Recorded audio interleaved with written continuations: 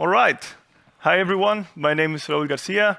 I work for the DE-CIX, and today I want to talk about how we managed to get from chaos to control in our environment by using Kyverno. I don't know how many people of you know Kyverno already? Okay, so multiple people, so I guess not a lot of new stuff for you then. But let's see. Let me introduce first of all myself. So yeah, I'm Raul Garcia. I work as lead application platform at DE-CIX since, exact today, 2 years now. And I'm exploring the world of cloud-native technologies for more than 6 years now. My first KubeCon was in 2018 in Copenhagen, so quite some time ago already now. I'm also the Cloud Native Frankfurt community group organizer, so should there be anybody here who is living close by to Frankfurt, the next one will be on July 17. Feel free to show up. We will have the Cloud Native meetup at the DE-CIX meeting center in the east of Frankfurt, and we will have some interesting talks and hopefully some nice community around. I'm also a contributor to different open source projects like Kyverno, Harbor, Kube Prometheus, and Thanos. Quick also introduction about the DE-CIX. Not sure who of you knows it. It's mostly a network-related company. So the DE-CIX is the leading operator, one of the leading operators of IXPs in the world, so internet exchange points, so to facilitate how networks interconnect with each other. This is very critical in the internet to improve reliability and also efficiency in the internet. We offer different services like peering and interconnection services, and therefore play a crucial role in the internet to smaller providers, CDNs, large enterprises, and by that enhance their bandwidth to exchange traffic directly, but also reduce latency. And with that, we also increase, of course, the reliability of the internet. Here on the map, you see a small overview. So basically, not sure if this,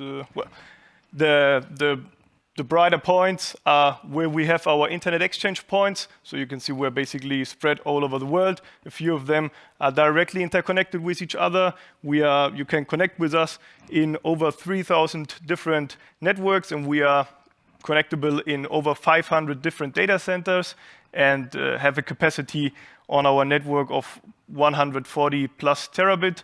So you can imagine, in Frankfurt, our current peak is 17 terabit per second. So especially when soccer games are going on, we really see high peaks. Unfortunately, not currently during the European Championships, but I guess the next peak is coming. So stay tuned.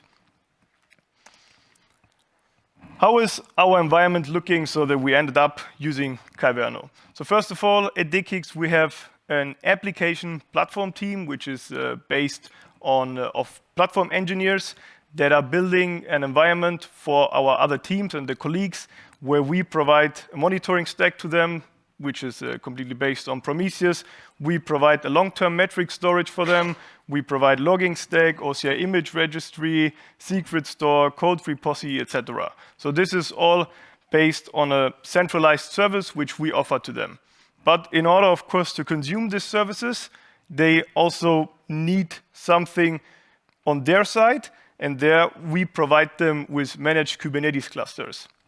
So each team, we have currently, I think, 8 teams using our services, so they are basically more or less using 12 different Kubernetes clusters, is getting a Kubernetes cluster from us. They also get a full monitoring stack, so also again a full Kube Prometheus stack, which they can use in order, for instance, to write their own Prometheus rules, to write their own alert manager config, and so on and so forth. But also we install logging agents to their clusters. We install the ingress controller with a default config that we bring in place as well, but giving them also, of course, always the opportunity to make modifications or to write their own ingress rules so that they can, of course, do self-service in this environment. Next to this, we also give them secret store operator. We give them certificate management, which is also completely manageable so that they just need to write what they need. And then, we also do the full RBAC on the cluster. This all, however, in a governance environment, because otherwise, if you have to manage 12 clusters with this stack that we are providing, it can become quite complicated to stay aligned to the policies that the company is also defining. And this is exactly the point where Kyverno came in and where Kyverno more or less also helped us a lot in order to really follow rules. And we will see also through the presentation how exactly, and I will also have a demo where I can show you what we have implemented so far. But first of all, let me quickly introduce Kyverno also for those of you who have not worked with Kyverno so far. So Kyverno is an open source policy engine. It is directly integrating natively into Kubernetes and therefore makes it very, very easy to write policies, since you just write a YAML like you're basically used from your Kubernetes deployments. It comes with a rich capabilities that you can use. So you can write, for instance, validate rules or mutate rules. You can also write generate rules, but you can also, for instance, say, hey, whenever a pod is spawned, but it does not belong to any deployment or stateful set, it should be deleted after an hour. So you can also write cleanup rules and so on. And as Stefan just mentioned, you can also write policies that ensure that the supply chain of your software is really enforced. So you can verify, or you can make sure that the image is really signed, that you're going to deploy into this Kubernetes cluster. And I guess this is also key, especially if you're working with such secure software supply chain, if you do not have, for instance, a GitOps approach. Maybe in the future you will have a GitOps approach, then you maybe don't need these policies anymore, but as long as you don't have them, they can be very beneficial. Kyverno also comes with a very rich reporting engine where you get a lot of logging analysis, but you also get a very nice user interface to see what is going on, what kind of policies are being followed, which are not followed. And this is also one of the benefits, because we basically provide by that for every cluster that we host an own overview so that the users can exactly see which policies are not followed currently. If we look into such a policy, how it is written, you always start on the top block with the definition of the policy. One policy then can be built out of one to multiple rules, and in every rule you have to define at least one match setter, or exactly one match setter with excludes, so that you could say, okay, hey, if it is a traffic ingress route, but it is in the namespace, let's say team A, then don't apply to this namespace. Next to this, then you write what exactly you want to check or what exactly you want to modify using this policy. So you could say, check if it is matching with this validation block that they, for instance, have set a label to which team they belong. But you could of course, also say, hey, I want to mutate, generate, or verify the image. So this is basically how very high level a policy is looking like. We will see it in a few slides. We will look into a basic policy, and then we will also look into a bit more extended overview. So what are typical use cases for Kyverno?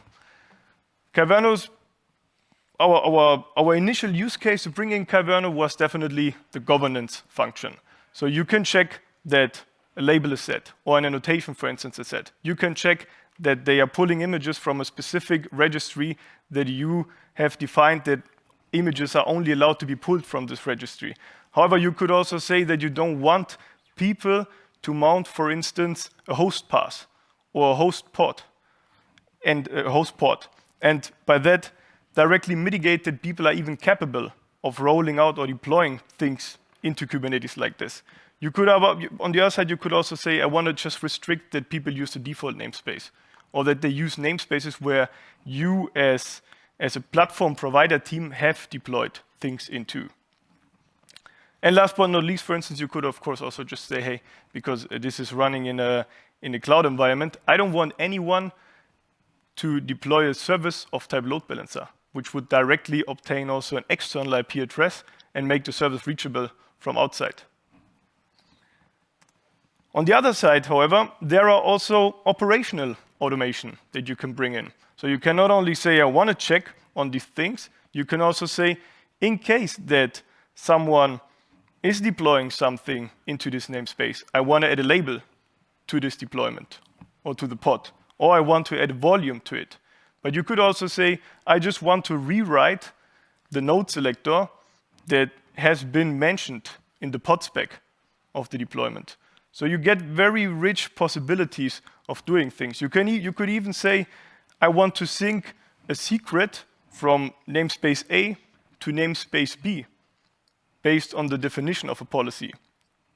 So there is a huge variety of what you can do. You could restart pods, you could refresh environment variables, and so on and so forth. So the list could have just been way longer, or 4 times the size that I had here, but I just wanted to highlight a few of my highlights why we use Kyverno. So if we look now, the problem, of course, it was, so everybody, it's not a problem. It is very nice that it's going on like this. So people come and request clusters, but due to the fact that they're coming and requesting clusters, of course, people also start to play around. And when they started to play around, we started to see, oh, somebody has mounted a host pass. Why has he done this? Could this lead to a problem? And yes, of course, it could lead to a problem. So we had to start to mitigate things. So at DE-CIX, then we started to bring in more and more policies, and this is just now an overview of our highlights, let's say, of policies that we have installed. So starting with the first one, for instance, we are mutating the node selector of every deployment users are doing.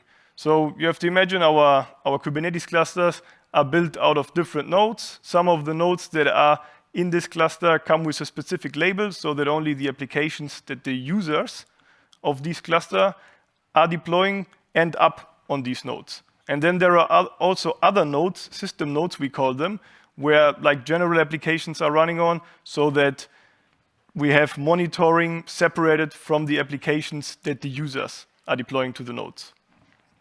Next to this, for instance, we are also disabling the auto service account token of the default service account that is being created in every new namespace. So whenever a new namespace is being created, you know a service account is being created automatically, and this service account always have the flag auto service account token mount enable, and by that every new pod that is coming up would automatically have permission to talk to the Kube API, which we don't want. So we have this policy in place. Next, we also do some generate policies. So RBAC is good, but with RBAC you cannot define which namespaces are users allowed to do changes and which namespaces aren't they allowed to do changes. What you can say, okay, you can say they are allowed to use these CRDs, but you cannot limit on what namespaces they are allowed to use them. So what we do is every time a new user creates a namespace, Kyverno is automatically creating role bindings in this namespace to give the user the appropriate permission that he needs.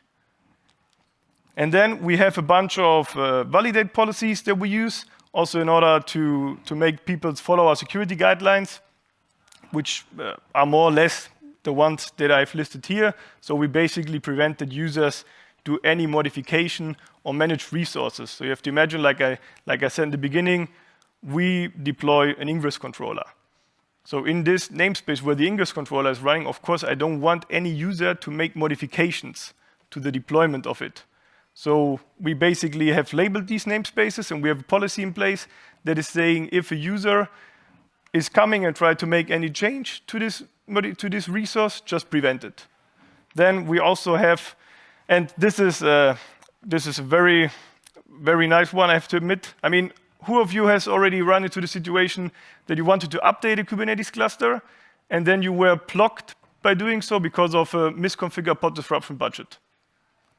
Yeah, I see a lot of hands, and exactly, we have also run into the situation pretty often because, of course, most of the time you just deploy something and then it is there, or it is working.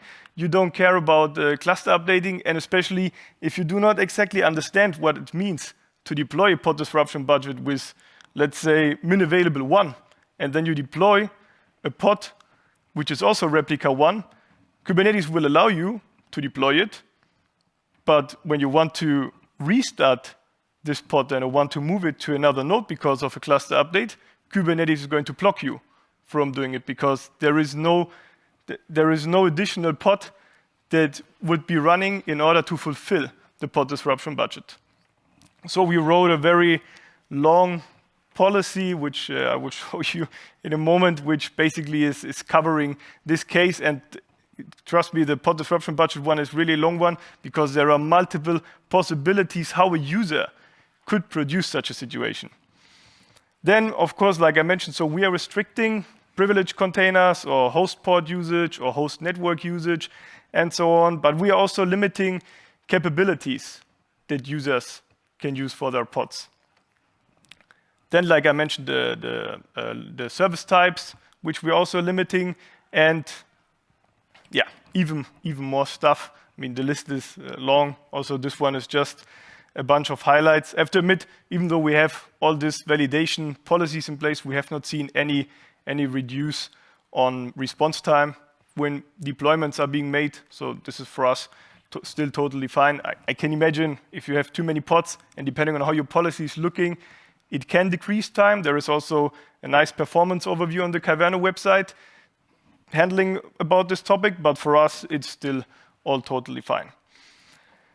However, let's go into a very lightweight example. So like I mentioned, what we are doing, we are basically mutating a node selector, this one, into every pod that a user is deploying.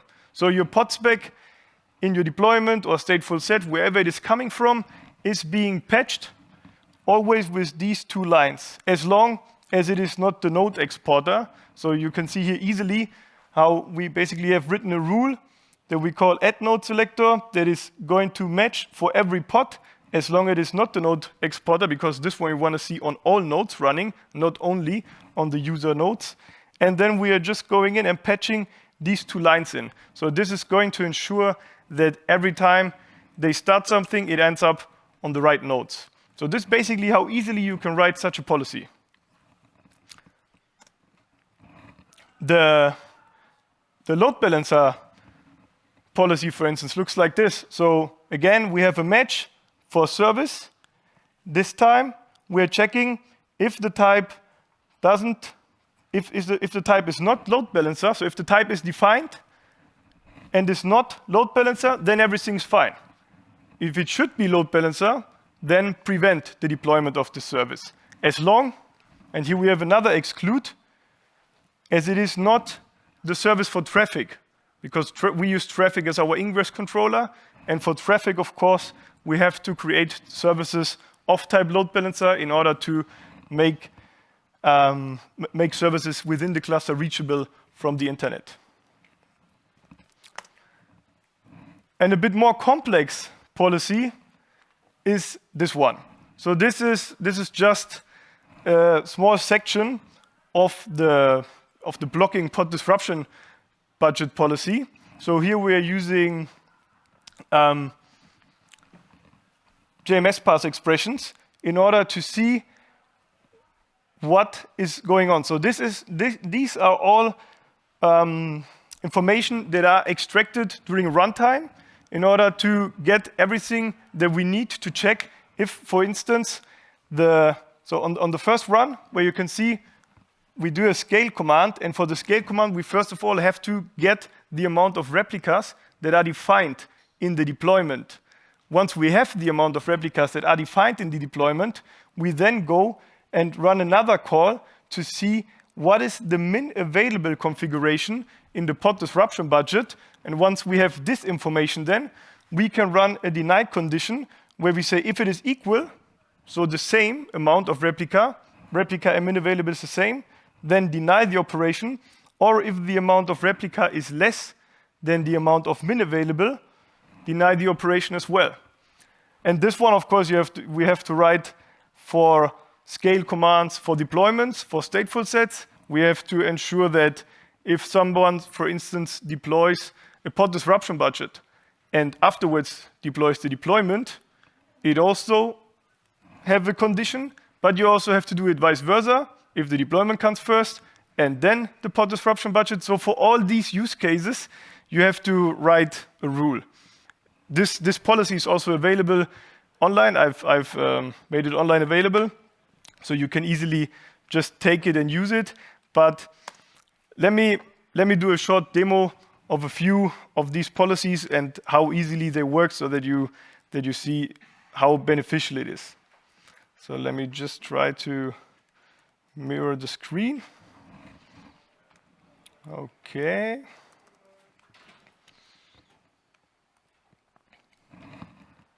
Okay, is this big enough or? Now, better? Okay, cool. So what we have here is just a very lightweight deployment that is going to run an Alpine pod. It's going to print the whole time the host name and the date. And what we're going to do now is we're going to deploy this deployment, which has a replica of 1. And afterwards, then we will go and deploy this pod disruption budget, which is defining that at least 1 needs to be available. So by definition, this should be blocked. So let's see what happens. So if we run here a watch, so that we see we're running a watch to get pods and pod disruption budget. And now we apply our deployment. We can see our pod is running. So now comes a user and says, I also have a pod disruption budget, which he tries to deploy. And here we see it get blocked. And it also provides information about why it has been blocked. So it is not only saying that the pod disruption budget is not matching, it also uses the information that it got during its API calls to letting the user exactly know why. So min available is 1, and the amount of replicas is also 1. So what do we have to do now? So as we see, the pod disruption budget has not been deployed. So the user would have to go change the deployment so that we have 2 pods. And now the pod disruption budget has been deployed. However, like I mentioned, so this is one use case. A user, of course, could also say, well, I may be always deploying the pod disruption first, the pod disruption budget first, and then the deployment. Well, if he does this, I would expect it also to be blocked. But this, of course, also needs to be a part of the rule. So let's try it out. So if we say pod disruption budget first, then deployment. Oh, yeah. Deployment has still replica 2. So let me just, what's going on? Let me quickly fix this. So replica 1. So again, has been blocked. And now of course, we could go and say scale. The deployment is not in place right now, but the same you also have to do with scale commands. So scale commands also, you need to check that they do not break your pod disruption budget configuration and that they do not break what your governance is in this case. So if you want to look the full policy to block this pod disruption budget is basically 200 lines long. So to really cover every use case, we had to write a lot of different rules and different cases that can occur. But yeah, by that, we haven't seen any blocking pod disruption budget anymore. So it's very beneficial, and it's super easy in the end to use. We're also giving the users always some kind of like validation message, so in case that the validation fails, so that they know what exactly is happening. If we look, for instance, to other things, like let's get rid of the PDB and run the deployment again. Now let's see how does this pod look.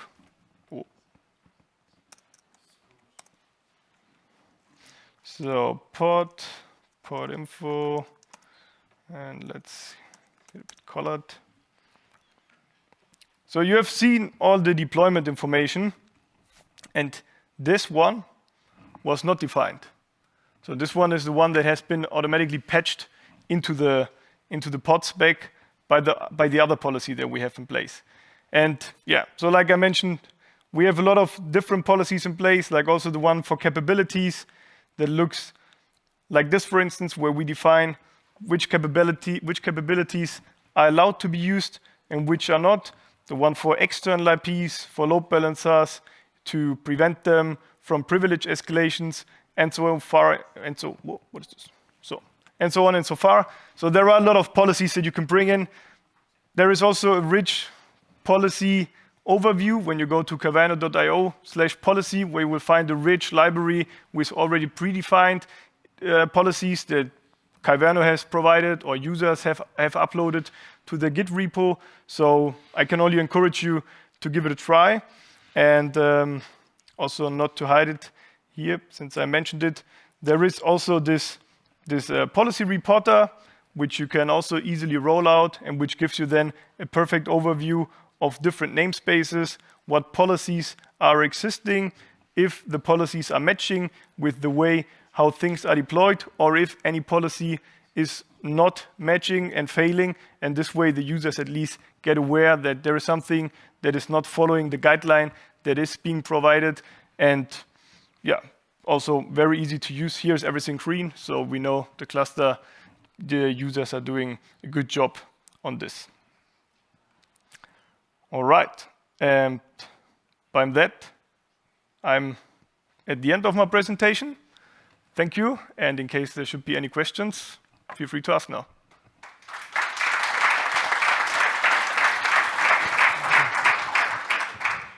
Thank you so much. I have a question regarding this policy reporter. Is this comes with Kyverno itself, or we have to add it additionally to the cluster? It's a separate chart, but it's also in the Kyverno repository. So you just have to install it next to it, and it's just part of it, okay. More or less, yeah. Great.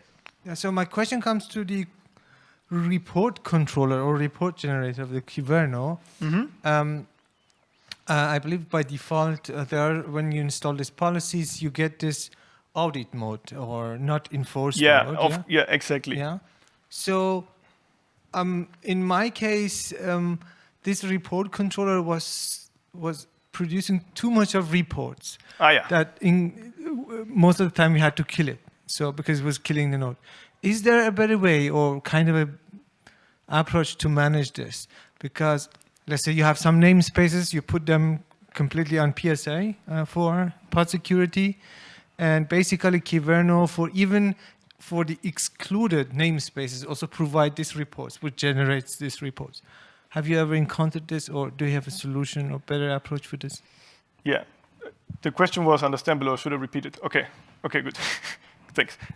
Yeah, so in regards of this whole report control, I have to admit we have disabled full logging of the reports controller because it was really producing too much noise, also on our side. I know that there are ways of reducing the log level, but still for us, because we are checking also for which pod is running in root mode, it was just creating too much noise. So best thing I can recommend to you, I mean, to be honest, we want to see the state that the cluster is currently looking like. So we just use the policy reporter user interface that I just showed. But yeah, from the logs, it was just too much noise to really get information out of it that are usable. So I can only encourage you, write this in the Kyverno channel, make the people aware from the Kyverno team that it's just too noisy. Maybe they will bring in some changes, but the problem is the admission controller is just rerunning the whole time and checking how things are looking alike. So it's huge, yeah. Sure. Yeah, I would like to ask if you are integrating, validating, or generating policies with like some kind of GitOps solution, and if yes, how is that working for you? Yeah, I have to admit, so we are not on GitOps so far. It's in the pipeline. I have no idea how it would look like or how it would work. I mean, to be honest, I cannot imagine that it should cause any problems.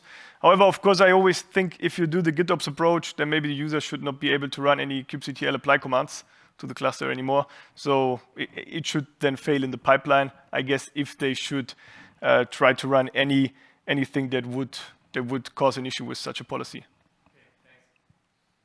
I have a strange question. Is it possible to limit somehow an admin user? So the use case is that sometimes people would like to have higher privileges so that they can work independently. But is it possible to say, okay, we have two users, both of them are admins, but I can avoid that this user can, for example, do this and this, but the rest is allowed? Or is this possible? Or yeah, I mean, to be honest, an admin user is also only a user that has been linked to a specific cluster role. So so this is the one policy that I mentioned where we, for instance, so we are allowing that the cluster roles, cluster admin, for instance, is capable of doing everything, but everybody who is not a cluster admin is not allowed to make any changes to deployments, namespaces, or whatever we have in the Kubernetes cluster with this label. So if you would have a user and you would say, so he does not have this role, then you could easily limit what he's capable of doing. Does this answer your question? Or? Okay, cool. Question about the policy evaluation. So is there a way to evaluate the policy result before trying to do the action itself? For example, in CI pipeline or try run locally? Yeah, there is where is it? Kyverno, no, it's called Kyverno Playground. Yeah. Yeah, so there is, first of all, there is this website here. It's called Kyverno Playground, where you just can easily go and place your resource, and then on the left side, your policy. Then you can just say start, and it will show you how it would look alike. What would your policy do? Would it fail because of anything else? And this is a super easy way to test what is going on, because this is always running against the latest version of Kyverno. Thank you. Continuing on that a bit deeper, if I have a policy such as the BDP example you shared, where there are API calls also, can I also somehow test out those? Yeah, that's a good question, to be honest. So the guy from Kyverno, he just disappeared, unfortunately. I don't know, to be honest. So from me, the use cases I had to run through all of this in order to figure out if things are really working the way I want them to be, I wouldn't know if there is a possibility. I doubt it, to be honest. Thank you. Yeah, maybe I can answer this. There are Kyverno offline tests you can use, and you can say, okay, I would like to have the situation that an API call would result this, and then you can test the policies with that. Oh, nice. Okay, well, otherwise, I'm here today and tomorrow, so if you should have any further questions, feel free to reach out to me. Thank you.